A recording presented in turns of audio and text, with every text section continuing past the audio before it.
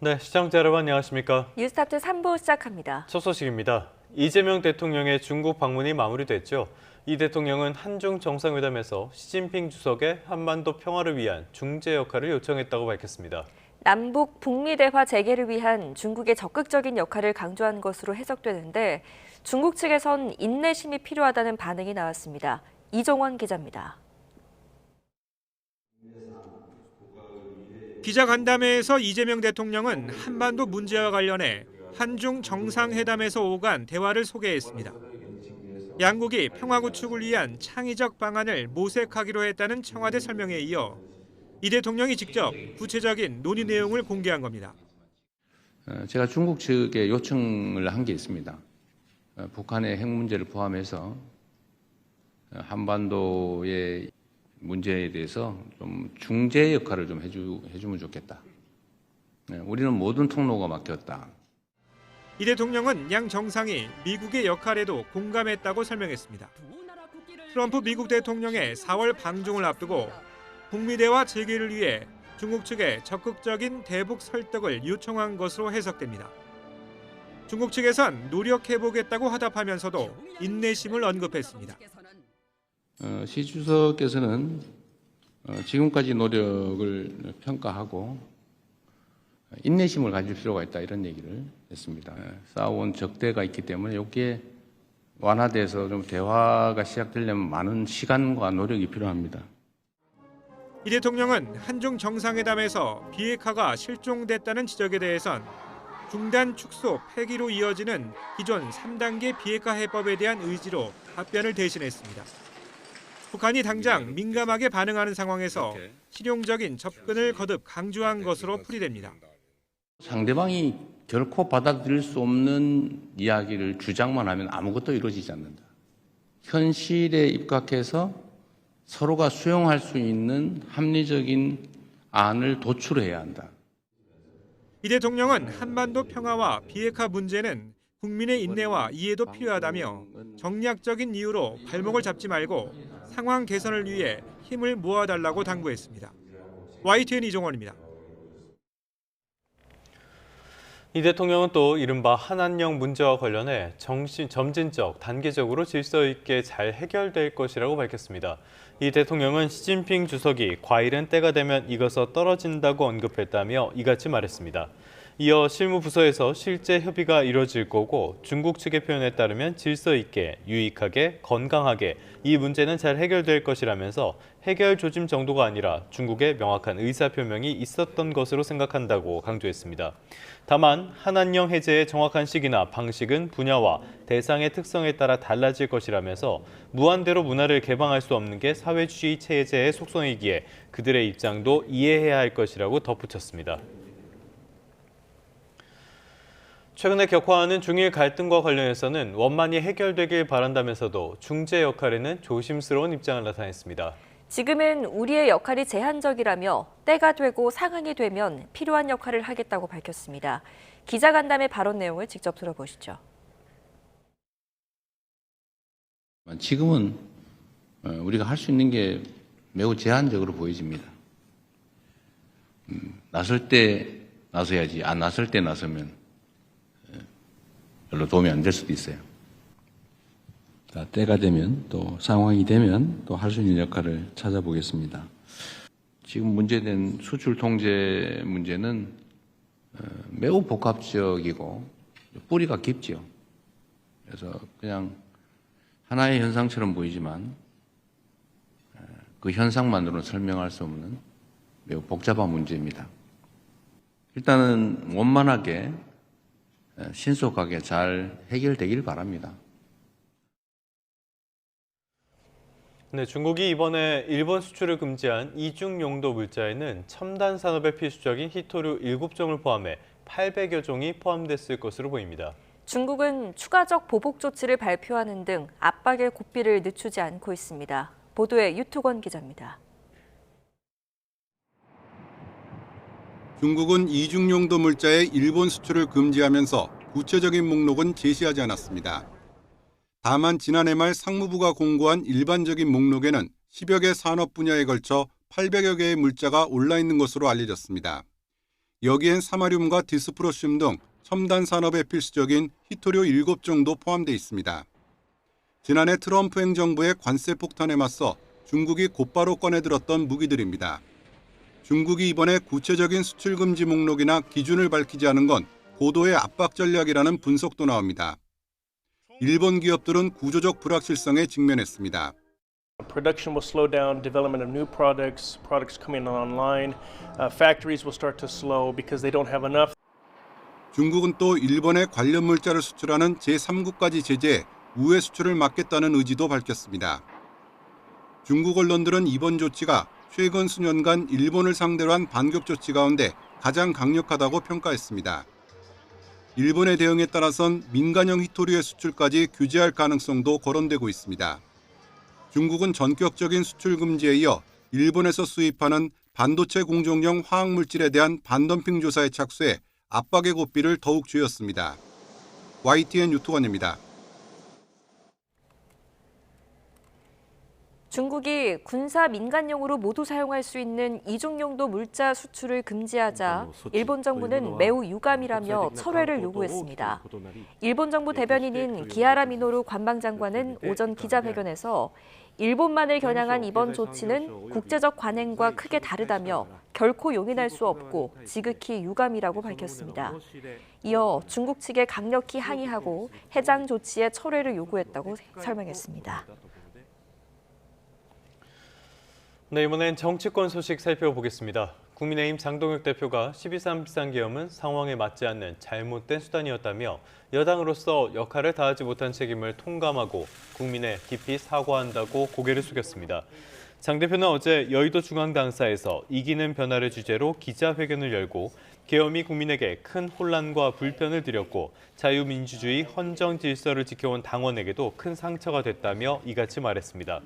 이어 국민과 당원에게 상처를 주는 일을 반복하지 않겠다며 잘못과 책임을 국민의힘 안에서 찾고 오직 국민 눈높이에서 새롭게 시작하겠다고 밝혔습니다.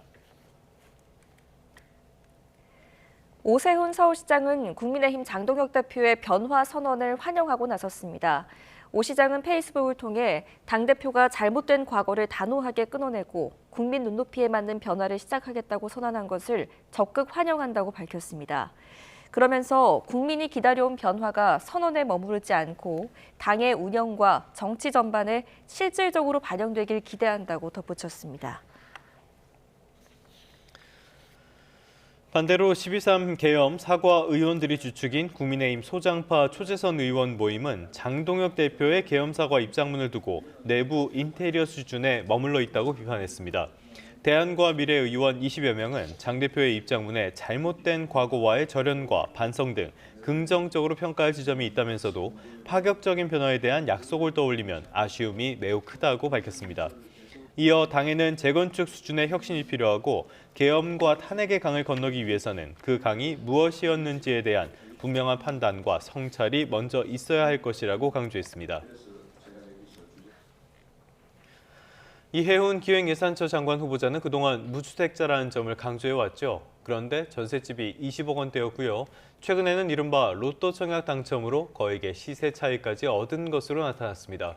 기만적 행태라는 비판 속 국민의힘의 낙마 공세는 더욱 거세졌는데 더불어민주당은 실망스럽다면서도 청문회까지는 지켜보겠다는 입장입니다. 김철희 기자가 취재했습니다. 이해훈 후보자의 배우자는 재작년 서울 반포동에 있는 54평형 아파트 청약에 당첨됐습니다. 수십억 원 차익이 예상되는 이른바 로또 청약 물량으로 당시 경쟁률만 80대 1에 달한 것으로 알려졌습니다. 이 후보자는 청문 요청서에 아파트 가액을 37억 원으로 기재했지만 실제 호가는 100억 원에 육박한다는 평가입니다. 지금 말씀드리긴 좀 어려운데 60평대는 지금 100억 얘기해 주시는 데도 있고 2년도 안 돼 70억 원 가까운 시세 차익을 확보하고 170억 원대 재산을 신고한 이 후보자. 과거 집 없는 서름을 여러 차례 강조하고 제가 무주택자이다. 저는 지금 실직자라 공직자도 아니고 제가 뭐라고 얘기를 해도 오해를 받지 않을 만한 사람이라는 것을 먼저 전제로 청약 제도를 비판한 사실이 알려지며 서민 코스프레, 내로남불 논란이 일었습니다. 여기에 자녀들이 미성년자 시절 부모 찬스를 활용해 거액의 증여세를 납부했다는 의혹과 장남 논문 작성에도 배우자 도움이 있었다는 문제 제기까지 더해지자 야권의 낙마 공세는 절정으로 치달았습니다. 이 정도라면 의도적으로 사전 검증을 전혀 안 한 것 아닌가라는 생각이 들 정도잖아요. 1.1 논란 속 여권 핵심 지지층에서도 심상치 않은 분위기가 감지되는데 민주당은 적극 옹호를 자제하고 있습니다. 당내에서 도덕성이 국민 눈높이에 맞지 않는다, 해명이 어려울 거란 비관론까지 나왔는데 중요한 건 당사자 소명이라며 수습의 공을 이 후보자에게 넘겼습니다. 인사청문 과정에서 사실관계를 얼마나 잘 소명하느냐가 문제일 것 같고, 이 후보자가 연일 제기되는 새로운 의혹을 해명하고 2주 뒤 무사히 청문회를 치를 수 있을지 회의적인 목소리가 진영을 가리지 않고 커지고 있습니다. YTN 김철입니다. 강선우 의원이 서울시 의원으로부터 공천 대가로 1억 원을 수수했다는 의혹과 관련해 전달 창구로 지목된 강 의원의 전 사무국장이 경찰 조사에서 혐의를 부인했습니다. 자신은 돈을 받은 적이 없다는 취지로 말한 것으로 전해졌는데 강 의원 해명과 달라서 진실 공방이 벌어지는 모양새입니다. 정현우 기자입니다. 강선우 의원 지역구 사무국장으로 활동하던 A씨는 지난 2022년 김경 서울시 의원으로부터 공천원금 1억 원을 전달받았다는 의혹을 받고 있습니다. 출국한 김씨 의원 그리고 강 의원보다 먼저 경찰 소환 조사를 받게 됐는데 1억 받으신 거 맞습니까? 김경시 의원한테 2억 받고 보관하신 거 맞습니까? 15시간여 진행된 조사 과정에선 1억 원을 받거나 보관한 적도 없다며 혐의를 부인했던 것으로 파악됐습니다. 그동안 강 의원의 해명과는 배치되는 주장입니다. 강 의원은 최근 논란이 불거지자 자신은 A 사무국장으로부터 보고를 받아 해당 사실을 인지했으며 누차 반환을 지시했고 반환된 것을 확인했다고 설명했습니다. 강 의원은 2022년 4월 당시 민주당 공천관리위원회 간사였던 김병기 의원과 상의했을 때도 A 사무국장이 돈을 보관하고 있다는 취지로 말했습니다. 1억 이렇게 그 돈을 갖다가 받은 걸 지금 사무국장이 그러니까 보관하고 있었다는 거 아닙니까? 네. 정말 그냥 아무 생각이 없었던 거죠, 정말. 여기에 금품을 제공한 것으로 의심받는 김경 서울시 의원은 공천을 대가로 그 누구에게도 금품을 제공한 사실이 없다는 입장을 밝혔는데 김병기 의원은 강 의원과 김씨 의원이 돈을 주고받지 않은 걸로 들어 법적으로 문제가 되지 않는다고 판단했다고 말했습니다. 강선우 의원께서 그걸 갖다가 확인해 보니까 사무국장도 거기에 대해서부터 클리어하대더라. 네네. 받지 않고 돌려줬다고 그러더라. 의혹 관련 인물들의 주장이 엇갈리면서 진실 공방으로 번지는 모습입니다. 결국 경찰은 의혹 관련 인물들의 당시 행적과 자금 흐름을 파악하는 데 집중할 것으로 보이는데 조만간 물증 확보를 위한 압수수색에 나설지 관심입니다.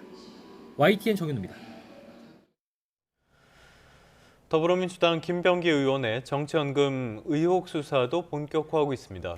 경찰은 김 의원 측에 돈을 건넸다며 탄원서를 작성했던 전직 구의원 중 한 명을 오늘 부른 데 이어 다른 한 명도 내일 소환할 것으로 보입니다. 배민혁 기자가 보도합니다. 더불어민주당 김병기 의원의 자택에서 김 의원 아내에게 5만 원권으로 현금 2천만 원을 건넸다. 김 의원 아내가 선거 전에 돈이 필요하다고 해 1,000만 원을 건넸더니 돈이 더 많이 필요하다며 거절했다. 모두 지난 2020년 총선을 앞두고 김 의원 측에 돈을 건넸다며 전직 동작구 의원 2명이 작성한 탄원서에 담긴 주장입니다. 이들은 각각 2천만 원과 1,000만 원을 김 의원 측에 건넸고 수개월 뒤 이를 돌려받았다고 적었습니다.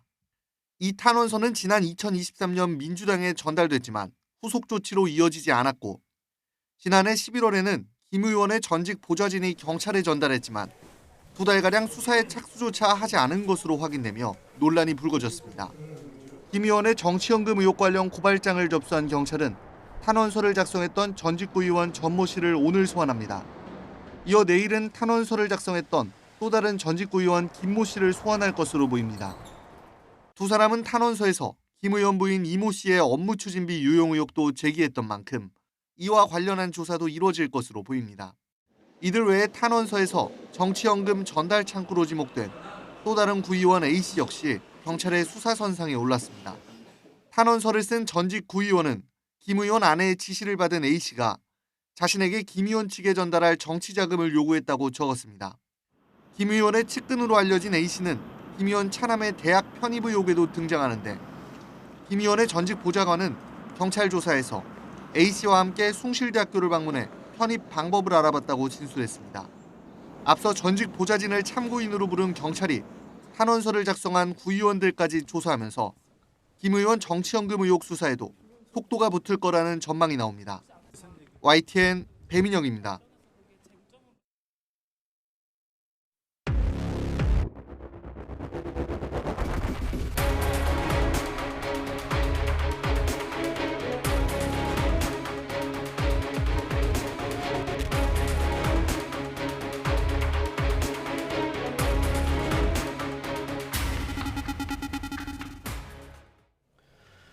네, 내일 윤 전 대통령의 내란 우두머리 혐의 1심 재판이 마무리됩니다. 12.3 비상계엄 선포 13개월 만입니다. 그동안의 과정을 이준엽 기자가 돌아봤습니다.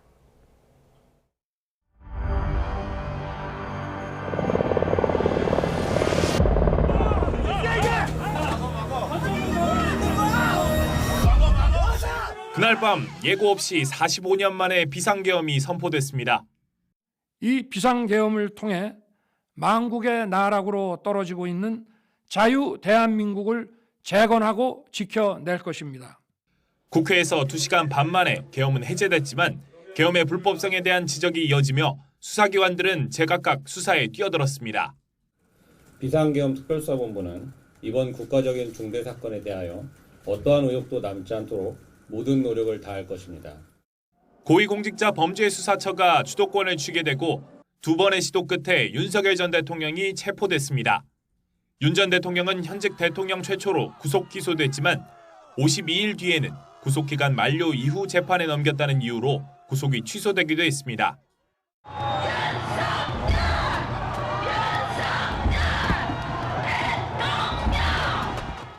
그러나 지난해 7월 출범한 특검은 윤 전 대통령에게 체포 방해 혐의 등을 적용해 다시 구속했습니다. 직권남용 권리행사 방해죄 등으로 서울중앙지법에 구속영장을 청구하였습니다. 이후 석 달 넘게 재판도 특검 조사도 거부하던 윤 전 대통령은 핵심 증인인 곽종근 전 특수전 사령관의 증인 신문부터 갑자기 법정에 모습을 드러냈습니다. 직접 신문에 나서면서 증인과 때론 언쟁도 벌였습니다. 피고인 부하에게 책임을 전가하시는 건 아니죠? 아니, 그 얘기를 하는 게 지금 아니에요. 윤 전 대통령은 재판 시작부터 내내 평화적인 대국민 메시지 계엄이라는 주장을 거듭해왔습니다. 내일 검찰 구형이 이뤄지며 모든 변론 절차가 마무리되면 다음 달 중순쯤 이 같은 주장에 대한 법원의 첫 판단이 나올 전망입니다. 이보다 앞서 오는 16일엔 체포방해 혐의 1심 선고가 먼저 내려질 예정입니다. YTN 이준엽입니다. 내란 특검이 오늘 윤석열 전 대통령 등 내란 혐의 주요 피고인들에 대한 구형량을 논의하기 위한 회의를 진행합니다. 오늘 오후 3시 조은석 특검과 특검보 그리고 수사에 참여한 부장급 이상 검사들이 모여 윤 전 대통령과 김용현 전 국방부 장관, 조지훈 전 경찰청장 등 피고인 8명에 대한 구형량을 결정합니다. 공소 유지를 위해 특검에 남은 검사는 물론 수사기간 종료 뒤 원대 복귀했던 검사들도 출장 형식으로 회의에 참여하는 것으로 전해졌습니다. 내란 우두머리 혐의의 법정형인 사형이나 무기징역, 무기금고 가운데 구형량이 정해지게 될 텐데요. 다만 특검은 강제 노역이 부과되지 않는 금고형은 고려되지 않는 것으로 알려졌습니다. 네, 이번엔 국제 뉴스 살펴보겠습니다. 트럼프가 베네수엘라 공격에 이어서 그린란드 편입 의지까지 드러냈죠. 미국의 국무장관이 다음 주 덴마크와 이에 대해서 논의하겠다고 밝혔습니다. 유럽연합은 국제법 위반을 용인하지 않겠다며 그린란드를 전폭적으로 지지한다고 강조했습니다. 워싱턴 홍상희 특파원입니다. 백악관이 그린란드 확보를 위해 군사력 동원도 검토하고 있다는 입장을 낸 지 하루 만에 미 국무장관이 다음 계획을 내놨습니다. 마코 루비오 미 국무장관은 그린란드 매입은 트럼프 대통령의 일관된 의도였다며 다음 주 덴마크와 논의에 나서겠다고 밝혔습니다. Why has the administration not taken Denmark's offer to discuss the situation in Greenland? And I'll be meeting with them next week. 또 모든 현안에 있어 국가 안보에 대한 위협이 있다면 대통령은 군사적 수단으로 대응할 옵션을 가지고 있다고 말했습니다. 캐롤라인 레빗 백악관 대변인 역시 트럼프 대통령의 모든 옵션이 테이블 위에 있다며 그린란드 확보의 필요성을 강조했습니다. More control over the Arctic region and ensuring that China and Russia and our adversaries cannot continue their aggression in this very important and strategic region. 유럽연합은 국제법 위반을 받아들일 수 없다며 그린란드와 덴마크에 대한 지지 의사를 분명히 했습니다. Greenland belongs to its people. They have the full support and solidarity of the European Union. 트럼프 대통령은 북대서양 조약기구 나토가 돕지 않더라도 미국은 항상 나토를 도울 거라고 말했습니다. 러시아와 중국은 미국이 없는 나토를 전혀 두려워하지 않는다며 나토 회원국인 노르웨이가 노벨 평화상을 주지 않았지만 자신은 수백만 명의 생명을 구했다고 주장했습니다. 폴리티코는 미국이 무력 사용에 나설 경우 그린란드를 30분 안에 접수할 수 있을 거라고 분석했습니다. 하지만 사실상 나토 해체를 감수해야 하는 위험이 있는 만큼 실제로 군사행동에 나설 가능성은 크지 않아 보입니다. 워싱턴에서 YTN 홍상입니다. 네, 이렇게 마두로 정권을 축출한 트럼프 행정부가 베네수엘라 석유 통제에 속도를 내고 있습니다. 베네수엘라 석유를 운반하는 유조선 두 척을 납포했고 미국이 베네수엘라 원유를 무기한 통제해 판매할 것이라고 밝혔습니다. 워싱턴에서 신윤정 특파원입니다. 미군 유럽사령부는 미국 제재 위반 혐의로 벨라 1호를 2주 넘는 추적 끝에 아이슬란드와 스코틀랜드 사이 해역에서 납포했다고 밝혔습니다.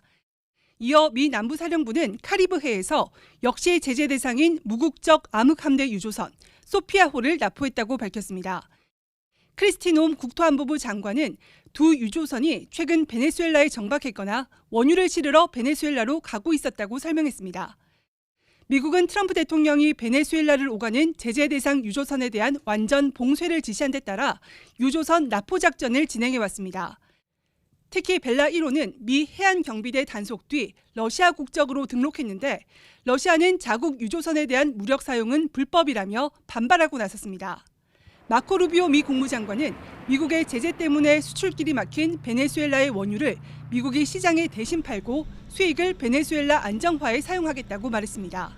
그러면서 베네수엘라 원유 수출에 대한 통제가 미국이 베네수엘라를 바꾸기 위해 쓸 수 있는 가장 강력한 지렛대라고 밝혔습니다. We are going to take between 30 and 50 million barrels of oil.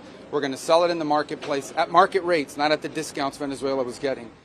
백악관도 베네수엘라 원유 확보가 트럼프 대통령과 베네수엘라 임시당국 간 이뤄진 거래라며 미국 정부가 이미 베네수엘라 원유를 국제시장에 팔기 위한 작업에 나섰다고 말했습니다. The United States government has already begun marketing Venezuelan crude oil in the global marketplace for the benefit of the United States, engage the world's leading commodity marketers.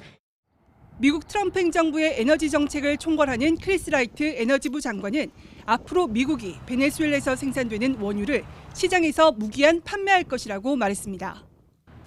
트럼프 대통령은 오는 9일 백악관에서 주요 석유 기업 대표들과 만나 베네수엘라 석유 인프라 재건과 투자 계획 등을 논의할 것으로 알려졌습니다. 워싱턴에서 YTN 신윤정입니다. 네, 이런 소식이 전해지면서 뉴욕 유가가 급락 흐름을 이어갔습니다. 뉴욕 상업거래소에서 2월 인도분 서부 텍사스산 원유는 전장보다 1.99% 급락한 배럴당 55.99달러에 마감했습니다.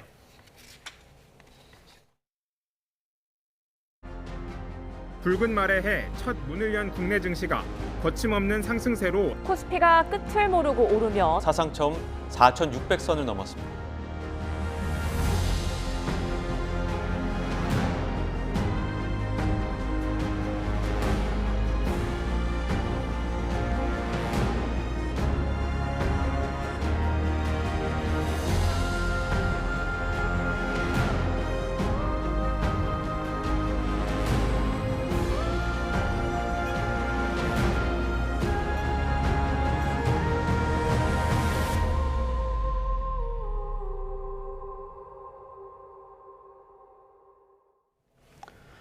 네, 올해 들어서 코스피가 벌써 8% 가까이 상승했습니다. 네, 잠시 뒤에 나올 삼성전자의 실적이 분수령이 될 것으로 보입니다. 이정환 한양대 경제금융학부 교수와 함께 알아보겠습니다. 어서 오십시오. 어서 오십시오, 교수님. 자, 코스피가 새해 들어서 4거래일 연속 오르면서 4,600선까지 어제는 장중에 넘어서는 그런 흐름이 관측이 됐습니다. 역시 반도체가 가장 큰 역할을 해줬죠? 예, AI 슈퍼사이클, AI 사이클에 따른 반도체 슈퍼사이클에 대한 기대감이 커지면서 주가가 빠르게 상승하고 있다라고 보시면 될 것 같고요. 결국 AI가 이제 흔히 말하는 고대형 메모리 반도체, 데이터 센터용 반도체뿐만 아니라 이제 피지컬 AI로 전환이 되면서 로봇이라든지 전체 모든 사물에 이제 반도체들이 필요하다 보니까 기존의 전통적인 메모리 반도체에 대한 수요 역시 굉장히 늘 것이 아니냐라는 그런 기대감이 펼치면서 SK 하이닉스, 삼성전자 모두 주가에 긍정적인 영향을 받고 있다라고 보시면 될 것 같습니다. 예. 특히나 삼성전자는 이제 올해 HBM이라든지 흔히 말하는 데이터 센터에 흔히 AI 반도체에 들어가는 메모리 반도체 생산이 좋아질 것이라는 기대감까지 겹치면서 주가가 빠르게 상승하고 있다라고 보시면 될 것 같고요. 그다음에 어제는 뭐 현대차가 또 네, 많이 관심이 올랐죠. 이끌었는데 그거 역시 이제 AI와 관련이 있다. 지금 AI 트렌드가 기존의 랭귀지 모형에서 피지컬 AI로 전환을 하고 있는데 이 피지컬 AI 분야에서 한국에서 가장 앞선 기업은 역시 현대자동차라고 할 수가 있겠고 예. 이번에 CES 미국 가서 이제 결국 구글 딥마인드나 엔비디아의 협업 같은 것들이 발표가 되면서 주가를 견인하는 양상. 결국은 이제 우리나라 그러니까 주가 지수란 것은 주가의 가치, 그러니까 이제 삼성전자의 가치가 높기 때문에 삼성전자 주가가 오르게 되면 빨리 반응하는 경향들. 예. 이게 역시 이제 SK 하이닉스, 현대자동차 마찬가지인데 큰 주식들이 많이 오르면서 주가 지수가 빠르게 올라가는 이런 경향들을 보이고 있다. 이런 말씀 드릴 수 있을 것 같습니다. 그러니까 네. 워낙 우리나라 그 시가총액에서 반도체 기업들이 차지하는 비중이 크다 보니까 반도체 기업이 오르는 걸로 전체 지수가 빠르게 오르고 있다. 이렇게 볼 수 있는 거잖아요. 지금 반도체 기업만 이렇게 질주하는 이런 모습들, 이게 건강한 상승이라고 봐도 되는 겁니까? 일단 뭐 반도체 업체들, 반도체 기업 우리나라 사실 투톱이라고 볼 수 예. 있는데 삼성전자와 SK 하이닉스가 오르는 것은 실적이 굉장히 많이 오를 것으로 기대가 되고 있다. 그 실적의 전망치들이 거의 뭐 한두 달 사이 2배 이상 오르는 이런 상황들이 발생할 예. 정도로 이렇게 굉장히 빠르게 그러니까 실적이 좋아질 것이라는 기대감이 형성이 되고 있고요. 실제 뭐 일반적인 메모리 반도체 가격 같은 것들, 컴퓨터용 메모리 반도체가 지난 4분기에 50% 이상 올랐다라는 이야기가 나올 정도로 굉장히 가격이 빠르게 올라가고 있고 이것이 결국 실적에 반영되는 것이 아니냐라는 기대감들이 형성이 되고 있다. 결국은 이제 이쪽 두 기업들, 삼성전자나 하이닉스 같은 경우에는 실적이 받쳐주면서 올라가고 있는 상황이라고 보시면 될 것 같고 네. 나머지 기업들은 사실 작년에 이미 많이 올랐고 작년에도 네네. 많이 올랐고 그다음에 추가적인 실적에 대한 기대감들이 없기 때문에 좀 주가 상승에 대한 어떤 효과를 잘 보고 있지 않다. 결국은 이 삼성전자, 하이닉스, 현대차 같이 대형주만 주로 네. 오르면서 나는 이런 주식에 투자를 안 하신 분들은 주가 상승, 지수 상승에 대한 혜택을 못 보고 있는 이런 상황들이 계속되고 있다는 말씀 역시 드리고 싶습니다. 네, 결국 글로벌 증시 흐름에는 반도체가 있고 또 그 한가운데 있는 기업이 바로 삼성전자인데요. 마침 오늘 잠시 후에 삼성전자의 실적 발표가 예정되어 있습니다. 이 14만 원을 이미 넘은 상황에서 투자자들이 어떤 관전 포인트를 가지고 보면 좋을까요? 일단 삼성전자 영업이익에 대한 관심이 굉장히 많다라고 보시면 될 것 같고요. 역대 최초로 20조 원의 영업이익을 넘을 것이냐에 대한 예. 어떤 관심사가 되게 많다. 그래서 2026년 지금 뭐 굉장히 컨센서스가 컨센서스라는 거는 예측치라고 이야기하는데 지금 영업이익 예측치가 87조라고 나왔지만 다른 기업들은 뭐 155조, 뭐 160조까지 보는 쪽도 많이 나오고 있거든요. 네. 그만큼 이 영업이익이 얼마나 늘어날 것이냐에 대한 관심도가 굉장히 높다라고 아마 보시면 될 것 같고 이런 영업이익에 대한 전망들 때문에 기대의 가격, 그러니까 영업이익이 늘어나게 되면은 목표 흔히 말하는 증권사에서 예측하는 주가 역시 빠르게 반응할 수밖에 없거든요. 지금 맥쿼리 같은 경우에는 150조, 뭐 CT도 150조. 그러니까 아까는 87조는 지난달 이야기였는데 네. 이게 올해가 되면서 전망이 거의 2배가 되는 이런 상황들이 왔고 이게 전망이 2배가 된다는 이야기는 영업이익의 전망이 2배가 되면 가격 역시 일부 반응해서 올라갈 수밖에 없는 이런 상황들이기 때문에 예. 굉장히 흔히 말하는 주가의 목표가를 높이고 있다라고 아마 이해하시면 될 것 같습니다. 이와 더불어서 삼성전자 같은 경우에 파운드리 사업이라고 이야기하죠. 들은 흔히 말하는 AI 반도체 같은 것들을 찍어낼 수 있는, 그러니까 네. 흔히 말하는 계산형 반도체를 찍어낼 수 있는 대신 이런 생산해 대신 생산해 낼 수 있는 이런 사업들이라든지 아니면 고대형 메모리 반도체에 대한 가이던스, 그러니까 데이터 센터용 반도체에 대한 가이던스 같은 것들이 나올 거라고 예측이 되고 있기 때문에 전반적으로 한번 볼 필요가 있다. 그리고 사람들이 최대 관심사는 영업이익이 얼마나 늘어날 것이냐, 그리고 지금 4분기에 얼마나 늘어났을 것이냐, 이런 전망에 대한 기대감들이 많이 형성되고 있다. 이런 말씀 드릴 수 있을 것 같습니다. 뭐 일단은 기본적으로 실적이 좋아질 것이 보이기 때문에 주가가 반응한 측면이 있는 것 같고요. 그런데 최근 흐름을 보면요. 우리나라 주가만 오르는 게 아니라 미국이라든지 유럽 증시, 일본, 대만 다들 오르고 있단 말이죠. 이거는 뭐 돈이 많이 풀려간 결과라고 봐야 되는 겁니까? 왜 이런 흐름을 보여주는 겁니까? 사실 이제 대만하고 일본 같은 경우에는 AI 수혜라고 보고 있는 것 같고요. 결국 반도체에 대한 수요 같은 것들이 아무래도 일본하고 대만에 집중되어 있기 때문에 AI 혹은 반도체를 중심으로 주가가 올라가고 있다. 그러니까 이 이야기가 어떤 이야기냐면 아까 말씀드린 내용하고 맥락이 다 있는데 기존에는 어떤 플랫폼형 서비스가 중심이 됐다라고 이야기하면은 이제는 실제 그러니까 피지컬 AI라는 것은 제조품의 어떠한 반도체 연산 기능이 같이 실리면서 AI가 작동해야 된다는 이야기거든요. 그 이야기는 어떤 거냐면 제조 강국들의 어떤 주가가 오를 수 있는 기반이 마련이 됐다. 왜냐하면 AI 혁신이 제조업으로 직접 제조 생산 과정에 직접 이어질 수가 있고 이 제조 생산 과정에 직접 이어질 수가 있다는 이야기는 이들 제조업 기업들의 생산성이 굉장히 또 올라갈 수도 있고 만드는 흔히 말해서 이들 기업의 반도체 같은 것들 공급하는 기업들의 실적이 올라갈 수가 있기 때문에 코스피도 많이 올라갔지만 대만 그다음에 일본 니케이도 굉장히 많이 올라갔는데 역시나 이제 AI 쪽을 중심으로 많이 올라갔다. 상하이는 좀 다른 이야기이긴 한데 상하이는 워낙 저평가 관세 전쟁이 좀 저평가되어 있었기 때문에 올라가는 경향들 물론 AI가 중심이 있긴 하지만 그런 경향들이 좀 있었다라는 말씀 드릴 수 있을 것 같습니다. 네, 주가가 빠르게 오르다 보니까 시장에 들어오는 자금의 성격도 달라지고 있는데요. 특히 빚을 내서 투자하는 움직임이 커지고 있습니다. 빚도 규모가 사상 최대를 기록했는데 당연한 흐름일까요? 아니면 좀 우려되는 부분이 있습니까?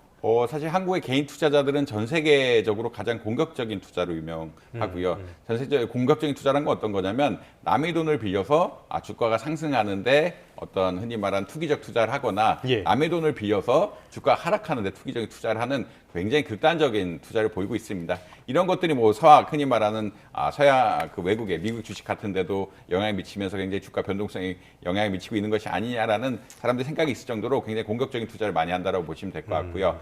이런 공격적인 성향은 어떤 거냐면 결국 주가가 오르는 주식에 추종 매매를 하면서 주가에 더 오를 것을 기대하는 현상들이 많이 나타나고 있다고 보시면 될 것 같습니다.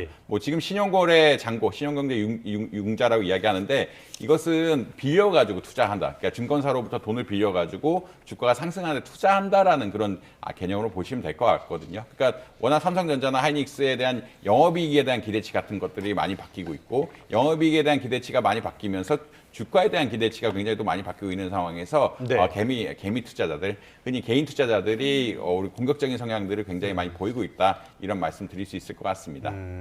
알겠습니다. 주식시장에 오래된 격언이 있죠. 빌려서 투자하지 마라. 꼭 써야 될 돈으로 투자하지 말아라. 이거 정말 무서운 거니까요. 이렇게 들어갈 때는 주의하시는 게 좋을 것 같고요. 또 하나 살펴봐야 될 게 주가가 끊임없이 오르다 보니까요. 주가가 하락할 곳에 투자를 한 사람들, 공매도 투자라든지 인버스 투자라든지 이런 분들은 손실이 굉장히 클 것 같아요. 개인 투자자분들은 아무래도 공매도보다는 인버스 쪽에 많이 들어왔을 것 같은데 지금은 주가가 굉장히 많이 빠졌다는 이야기가 나옵니다.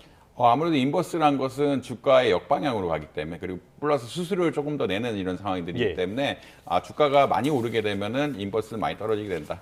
특히나 우리나라 한국 투자자들은 곱버스라는 걸 많이 하는데 곱버스라는 건 어떤 거냐면 주가가 2배 오르게 주가가 오르는 것에 비해서 혹은 내리는 것에 비해서 2배로 반응하는 이런 어떤 레버리지 투자라고 보시면 될 것 같거든요. 2배로 수익을 얻거나 2배로 위험하거나 그런 변동성이 2배로 커진다라고 아마 이해하시면 될 것 같습니다. 특히나 이제 곱버스 같은 경우에는 그러니까 보통 2배 레버리지 인버스라고 이야기하는데 2배 레버리지 인버스 같은 경우에는 주가가 이미 8% 올랐으면 16% 이상 손해를 보게 되는 이런 구조로 갈 수밖에 없거든요. 그런 이야기는 어떤 거냐면 사람들이 이제 주가가 고점이다라는 생각에서 인버스나 곱버스 같은 굉장히 적극적인 어떤 하락장에 대한 베팅 같은 것들을 많이 하는데 이런 것들이 지금 올해 초 장 흐름에 따라서 굉장히 피해를 많이 보고 있다라고 말씀드릴 수 있겠습니다. 특히나 이제 고버스 같은 경우에는 보통 짧게 들어가야 된다라고 이야기를 많이 하고 있거든요. 짧게 들어가야 된다는 이야기는 주가가 기본적으로 오르는 경향성들이 있기 때문에 하락장이 얼마나 갈지 예측하기 어렵고 예약장이 얼마나 갈지 모른다는 이야기는 한 번 오르게 되면 또 피해를 많이 볼 수가 있기 때문에 흔히 말하는 2배 레버리지 인버스 같은 투자 같은 것들은 보다 더 조심해야 되는 이런 상황들이 있다. 이런 말씀 드릴 수 있을 것 같습니다. 네, 투자할 때 유의해야겠습니다. 자, 지금까지는 주식시장 이야기였는데요. 글로벌 금융시장은 경제뿐 아니라 국제 정세에도 굉장히 큰 영향을 받습니다. 최근 미국의 외교안보 이슈 하나가 세계의 시선을 끌고 있는데 트럼프 행정부가 베네수엘라 이후에 그린란드를 계속해서 언급하고 있거든요. 이렇게 그린란드에 집착하는 이유가 뭘까요? 일단은 오늘 아까도 마코 루비오 장관의 인터뷰가 나왔는데 마코 루비오 장관의 어떤 서반부 전략이라고 이야기해요. 서반부 전략이 실현되는 것이 아니냐라는 그런 이야기들이 나오고 있다라고 보시면 될 것 같습니다. 사실 예전에는 굉장히 미국이 서반부에 대해서 느슨한 어떤 지배력을 행사를 하고 있었는데 이제 다른 쪽 그 서반부가 아니니까 남아메리카 쪽이 아닌 이제 아시아나 유럽에 있는 쪽에는 중국이라든지 러시아들의 영향이 굉장히 커지고 있거든요. 그런 영향이 커지고 있다는 이야기는 오히려 자기 쪽에는 어떠한 영향력들을 공고하게 하고 특히나 경제 공동체 같은 것들을 만들어 가지고 공급망을 안쪽으로 완전히 유지해야 되는 것이 아니냐. 결국은 이제 러시아나 중국이 있는 다른 동반부라고 이야기해요. 동반부랑 경쟁하기 위해서는 미국하고 아메리카 지역 전반 그리고 그린란드까지 포함해서 경제 공동체를 만들고 군사 안보적인 공동체를 만들어야 되는 것이 아니냐라는 그런 강력한 이야기를 나오고 있고 그런 이야기는 어떤 거냐면 통제 권한을 강화해야 된다. 예전에 느슨하게 뭐 흔히 말해서 반대만 하지 않으면 그러니까 묵인하는 이런 결차였는데 이제 경제 개발에 대한 이익, 공급망에 대한 안정성 이런 것들을 적극적으로 확보하기 위해서 서반부에 대한 전략들을 굉장히 강화하고 있고 이런 것들이 실현된 것이 베네수엘라에 대한 전략. 그 다음에 자연스럽게 나온 것이 그린란드, 바로 러시아와 연계될 수도 있고 중국의 어떠한 영향을 받을 수 있는 그린란드에 대한 전략이 나올 수밖에 없다라고 아마 이해하시면 될 것 같습니다. 결국은 이제 경제 안보 문제가 대두가 되고 경제 안보 문제에서 실질적인 안보 문제, 러시아나 중국 같은 경우에는 전쟁의 잠재국으로서도 영향력이 있기 때문에 다른 지역, 그러니까 미국이 컨트롤할 수 있는 지역에 대한 내용들을 공고해야 된다는 것이 루비오의 전략이라고 보시면 될 것 같고 이것들이 좀 실현되고 있는 것이 아니냐 이런 말씀 드릴 수 있을 것 같습니다. 자, 지금 말씀해 주신 부분은 주로 안보와 지정학적인 이슈들에 대해서 말씀을 해주신 거고요. 그린란드 자체가 가진 경제적인 효과도 있을 것이다. 이런 분석들이 나오거든요. 자원이 많이 있습니까? 아무래도 이제 히토류 같은 것들이 많이 매장이 되어 있다라고 이야기하고 있고요. 히토류가 매장이 되었다는 이야기는 어떤 거냐면 특히나 그린란드 같은 경우에 사람이 덜 살기 때문에 이런 히토류 개발에 또 유리한 측면들이 있다. 히토류, 우라늄, 석유가스 이런 것들이 다 개발이 있는 환경들이 조성이 잘 되어 있다라고 보시면 될 것 같고요. 사실 최근에 중국이 일본에 대해서 압박한 거 역시 히토류 문제거든요.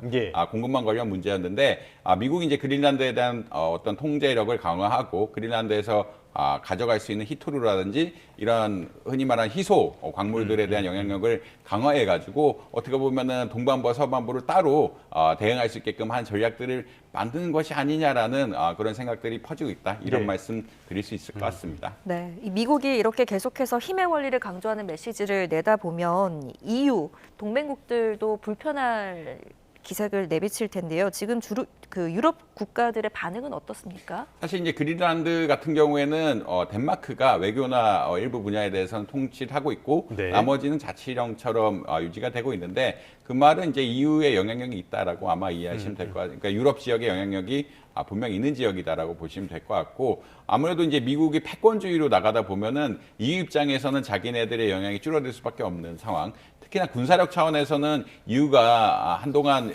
군사력에 대한 어떠한 투자를 많이 안 하면서 미국에 대해서 또 많이 뒤처질 수밖에 없는 상황들이거든요. 그렇기 때문에 이제 군사적 압박 같은 것들이 실현화된다라고 하면은 뭐 EU가 사실 속수무책으로 당할 수밖에 없는 이런 상황들이 계속되고 있기 때문에 EU 측에서는 굉장히 외교적인 채널들을 통해서 적극적으로 반대하고 그러니까 반대 의견을 표명하고 있다라고 보시면 될 것 같고 사실 EU의 모든 나라들 뭐 프랑스, 독일, 프랑스, 폴란드 이런 이야기가 나오고 있는데 예전에 루이지애나 미국이 산 땅이긴 한데 이런 시대에 지나서 합할 수 없다라는 이야기들을 강력하게 펼치고 있다라는 이런 말씀 역시 드리고 싶습니다. 뭐 베네수엘라까지는 뭐 비판 여론은 있어도 어느 정도 용이 나는 그런 분위기도 있긴 한데 그린란드는 확실히 선을 넘는 그런 주장인 것 같거든요. 특히 유럽에 대해서 이렇게 무력적으로 침공을 한다면 이거는 전쟁을 하자라는 이야기밖에 안 될 것 같긴 한데 전망은 어떻게 봐야 될까요? 뭐 매입을 한다든지 이런 게 가능할까요? 사실 아무래도 이제 전쟁을 하는 시나리오는 거의 네. 없다라고 보시면 될 것 같고 이유가 이제 중국에 이어서 결국 세 번째 규모의 경제 규모를 가지고 있기 때문에 예. EU와 미국의 갈등이 난다는 이야기는 경제적으로 파멸이 일어날 수도 있는 상황이다. 워낙 경제 연관성도 깊고 EU가 어떤 시장으로서 가치 역시 굉장히 높기 때문에 그런 군사적인 문제로 해결되지는 않을 것 같다는 의견이 지배적이고요. 그리고 이제 영국, 프랑스, 미국은 세계 2차 대전부터 같이 싸운 동맹국이기 때문에 예. 이 동맹국의 관계를 쉽게 버리기는 쉽지 않은 근본적인 상황이 있다. 그렇기 때문에 말로는 아무래도 전쟁을 불사하겠다라는 강력한 메시지를 내고 있긴 하지만 네. 아무래도 매입이라든지 혹은 미국이 컨트롤할 수 있는 영역들을 늘리는 어떤 전략적인 기지를 확보한다든지 그린란드에 대한 어떤 투자를 늘린다든지 이런 것들에 대해서 아마 경제적인 차원에서 나갈 거지 않을까. 그러니까 거의 양면작전처럼 해서 네. 차근차근 동화시키는 혹은 차근차근 미국의 입지를 강화시키는 이런 전략으로 나가지 않을까라고 많이 예측을 하고 있습니다. 알겠습니다. 그린란드에 대한 영토 야욕까지 보여줬지만은 교수님 말씀을 들어오면은 당장 어떤 군사적인 행동을 한다거나 이런 거는 쉽지는 않을 것 같습니다. 앞으로 어떻게 진행되는지 귀추를 주목해 볼 필요는 있겠는데요. 이런 것들이 전부 다 경제적인 불확실성으로는 작용을 할 것 같습니다. 지금까지 이정환 한양대학교 경제금융대학 교수와 함께 이야기 나눠봤습니다. 오늘 말씀 고맙습니다.